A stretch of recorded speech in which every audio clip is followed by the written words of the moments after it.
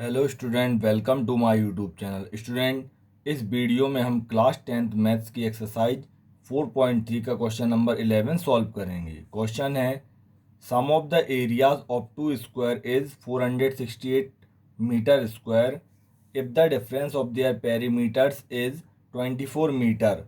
Find the sides of the two squares. Means दो square हैं जिनके एरिया का सम 468 मीटर स्क्वायर है, फिर उन्हीं दोनों स्क्वायर के पेरीमीटर का डिफरेंस जो है 24 मीटर है। तो हमें दोनों स्क्वायर की साइड्स फाइंड करनी है। ठीक है, तो चलो स्टूडेंट इसे हम सॉल्व करते हैं। तो देखो बच्चों, जैसे कि क्वेश्चन में दिया है दोनों स्क्वायर का एरिया और दोनों का पेरीमीटर। ठीक है, तो जो स्क्वायर के एरिया है उनका सम तो कितना 468 है और पेरीमीटर का डिफरेंस कितना है 24। तो बच्चों हमें एरिया या पेरीमीटर फाइंड करने के लिए सबसे पहले किसकी जरूरत पड़ेगी? साइड्स की। ठीक है, अब हम इनकी साइड कैसे निकालेंगे? तो देखो, जैसे कि क्वेश्चन में हिंट है कि दोनों के पेरीमीटर का डिफरेंस कितना है 24 है। ठीक है, तो हम यहीं पर ये लिखेंगे सबसे पहले, given the difference between the perimeters of two square is 24 metre. अब पेरीमीटर क्या होता है? जैसे कि एक स्क्वायर दिया है, ठीक है, अब स्क्वायर में कितनी साइड है? यहाँ पर 4। ठीक है, 4 ही साइड रहती है स्क्वायर में। तो पेरीमीटर मीन्स होता है इन्हीं चारों साइडों का जोड़। अब इसी तरह ये एक दूसरा स्क्वायर दिया है, तो इसके भी पेरीमीटर मीन्स क्या? चारों साइडों का जोड़। तो ये दोनों स्क्वायर की चारों साइडों का जो जोड़ है तो उनका अंतर कितना है? 24 है। ठीक है, मीन्स जो ये जो 4 साइड है, दोनों की 4 साइड में 24 मीटर का डिफरेंस है। तो हमने यहाँ पर ये लिख ही दिया कि the difference between the perimeter of two square is 24 metre. अब सबसे पहले हम क्या करेंगे, इन्हीं दोनों स्क्वायर की एक साइड में कितने का अंतर है वो फाइंड करेंगे। तो हमने यहाँ पे लिखा the difference between the sides of the square. तो ये तो जो डिफरेंस है वो कितनी? 4 साइड का है, तो हम यहाँ पर निकालेंगे एक साइड का डिफरेंस।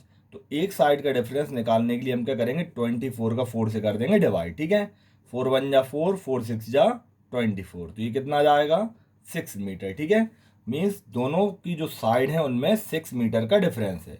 अब बच्चों देखो, जब दोनों स्क्वायर की साइड में 6 मीटर का डिफरेंस होगा तो सिंपल बात है कि एक स्क्वायर होगा बड़ा और एक स्क्वायर क्या होगा? छोटा। ठीक है, अब हम क्या करेंगे, इन्हीं दोनों स्क्वायर की साइड को लेट कर लेंगे। तो हमने यहां पे लिखा let the side of small square. तो छोटे वाले स्क्वायर की साइड को हम लेट कर लेंगे एक्स और यूनिट में लिख देंगे मीटर। ठीक है, क्योंकि क्वेश्चन में मीटर में दिया है। फिर यहां पर लिखेंगे the side of larger square. अब जो बड़ा स्क्वायर है उसकी साइड क्या होगी? तो देखो दोनों में 6 का डिफरेंस है, तो जो बड़ा वाला स्क्वायर होगा उसकी साइड छोटे वाले स्क्वायर से क्या हो जाएगी? 6 मीटर ज़्यादा हो जाएगी। ठीक है, बड़े की ज़्यादा हो जाएगी, तो x प्लस 6 मीटर ये इसकी साइड हो गई। अब क्वेश्चन में क्या दिया है? तो हमने यहाँ पे लिखा अकॉर्डिंग टू क्वेश्चन। क्वेश्चन में दिया है बच्चों कि दोनों के एरिया का जो सम है वो कितना है? 468 मीटर स्क्वायर। तो हम भी यहाँ पर लिखेंगे एरिया। अब एरिया कैसे लिखेंगे? तो एरिया ऑफ स्क्वायर का फार्मूला होता है बच्चों क्या?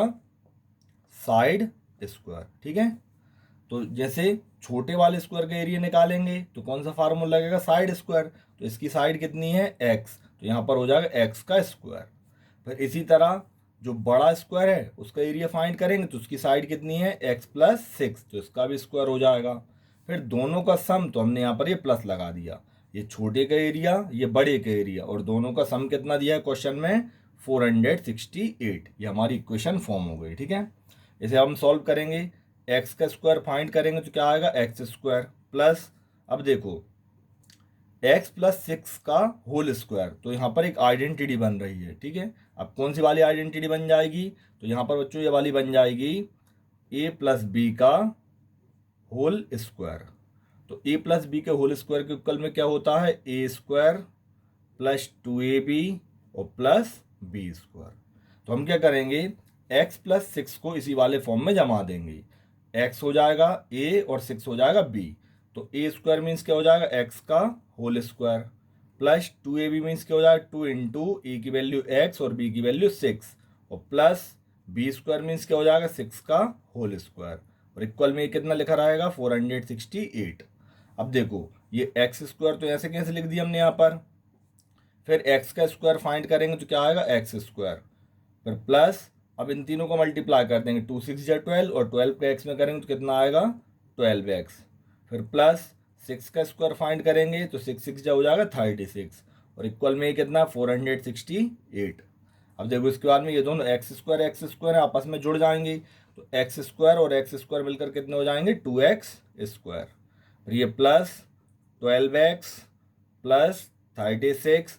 अब ये जो पॉजिटिव 468 है उसको हम इस तरफ ले आएंगे तो पॉजिटिव नंबर अगर इस तरफ आएगा तो किसका हो जाएगा माइनस का, ये नेगेटिव हो जाएगा और इक्वल में हो जाएगी जीरो। जीरो क्यों हो गई, हमने सारे टर्म एक तरफ कर ली, उधर पे कुछ नहीं बचा तो जीरो हो गई।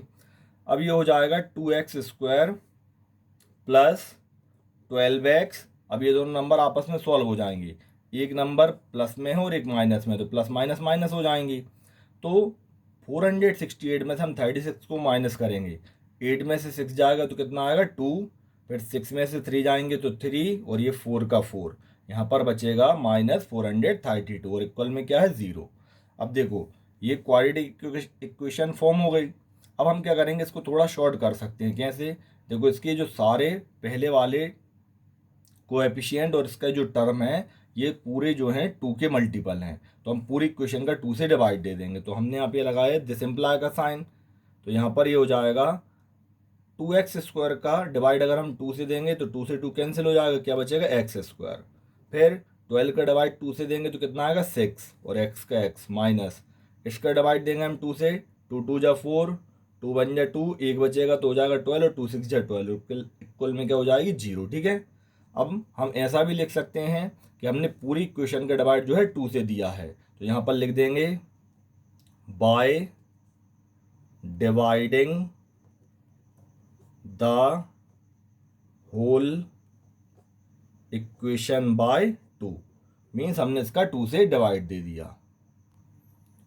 अब स्टूडेंट यहाँ पर जो इक्वेशन फॉर्म हुई वो कौन सी इक्वेशन है, क्वाड्रेटिक इक्वेशन।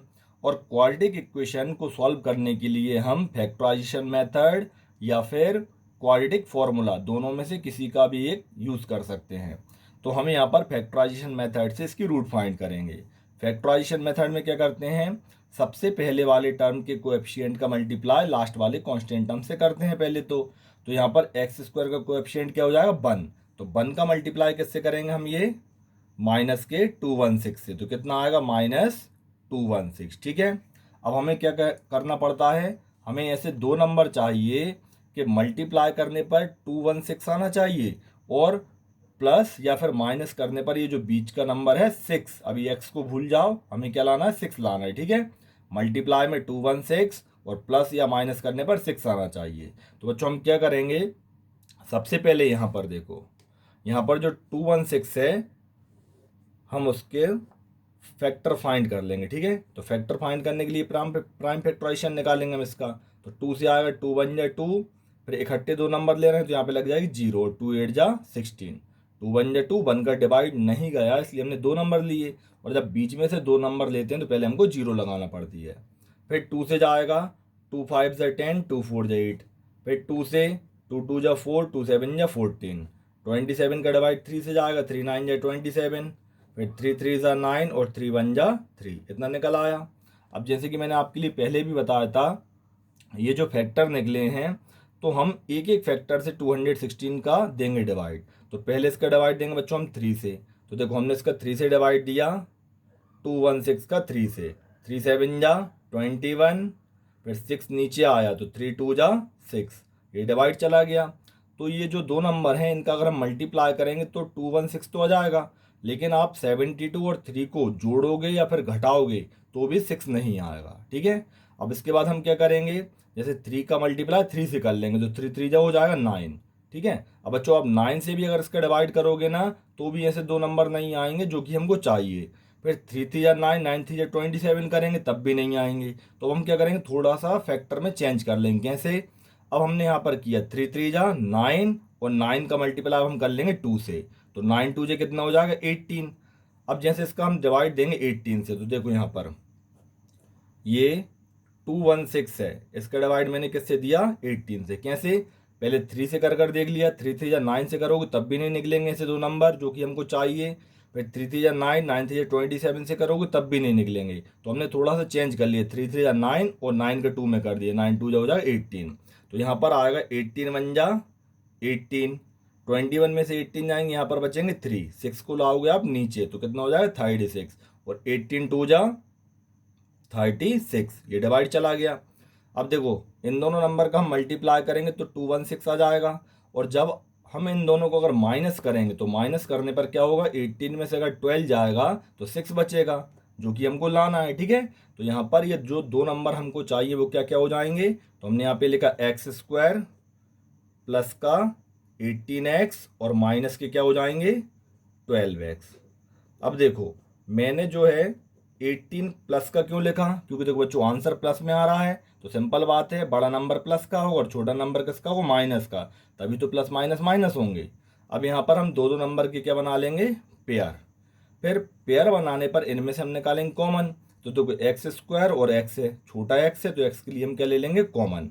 फिर क्या करेंगे x² प्लस 18x का x से देंगे डिवाइड, x² का डिवाइड x से करेंगे तो क्या आएगा x, फिर 18x का डिवाइड x से करेंगे, x से x हो जाएगा कैंसिल, यहाँ पर बचेंगे 18। फिर ये माइनस का साइन एज इट इज, इन दोनों में से हम क्या कॉमन ले लेंगे 12, x यहाँ पर है यहाँ पर नहीं इसलिए x कॉमन नहीं आएगा।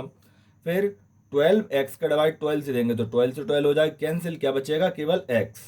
अब यहाँ पर -216 का डिवाइड किससे देंगे, माइनस के 12 से, तो माइनस माइनस क्या हो जाएंगे कैंसिल, तो यहाँ पर बचेगा प्लस। फिर 216 का डिवाइड 12 से अगर आप करोगे तो कितने बार में जाएगा, 18 बार में। ठीक है, ये अभी हमने किया है, अगर 18 से 12 बार में जाएगा तो 12 से 18 बार में जाएगा।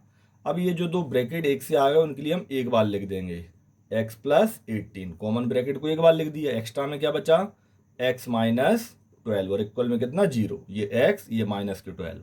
अब हम क्या करेंगे बच्चों, फैक्टराइज तो हमने कर लिए, इनकी हम दो दो रूट निकालेंगे। तो सबसे पहले हम यहाँ पे लिखेंगे when x plus 18 equal to 0, एक ब्रैकेट के सामने पहले ये 0 लिख दी, तो x की वैल्यू कितनी हो जाएगी, प्लस के 18 उस तरफ जाकर हो जाएगा माइनस के 18। ठीक है, फिर यहाँ पर when x minus 12 equal to 0, तो x के इक्वल में क्या आएगा, माइनस का 12 उस तरफ जाकर क्या हो जाएगा प्लस का। ये x की दो वैल्यू निकल आई, एक पॉजिटिव है और एक नेगेटिव है। अब x हमने कैसे माना था, साइड मानी थी स्क्वायर की, तो जो साइड रहती है कभी भी माइनस में नहीं होती, इसलिए ये जो वैल्यू आई है -18 इसके लिए हम लिख देंगे नॉट पॉसिबल। ठीक है, तो x की हम कौन सी वैल्यू का यूज करेंगे, 12 का। आया समझ में इतना। तो स्टूडेंट अब हम यहाँ पर लिख देंगे therefore the side of small square, small square की साइड हमने मानी थी क्या x, और x की वैल्यू कितनी आई 12, तो ये हो जाएगी 12 मीटर। फिर the side of larger square, larger square की साइड को हमने क्या एज्यूम किया था, x प्लस 6, तो x प्लस 6 मीन्स ये हो जाए x की वैल्यू 12 प्लस 6, इनको जोड़ेंगे तो कितना आएगा 18 मीटर। तो जो बड़ा वाला स्क्वायर है उसकी साइड कितनी हो जाएगी 18 मीटर। तो फाइनल आंसर में हम लिख देंगे thus the required sides are 12 metre and 18 metre. Means हमसे जो साइड पूछी गई थी वो क्या क्या हो जाएंगी, एक 12 मीटर और एक 18 मीटर। तो स्टूडेंट इस तरह से हमें ये क्वेश्चन सॉल्व करना था। तो बच्चों अगर आपके लिए वीडियो पसंद आई हो तो इसे लाइक करना, शेयर करना और मेरे चैनल के लिए सब्सक्राइब जरूर करना। Thank you.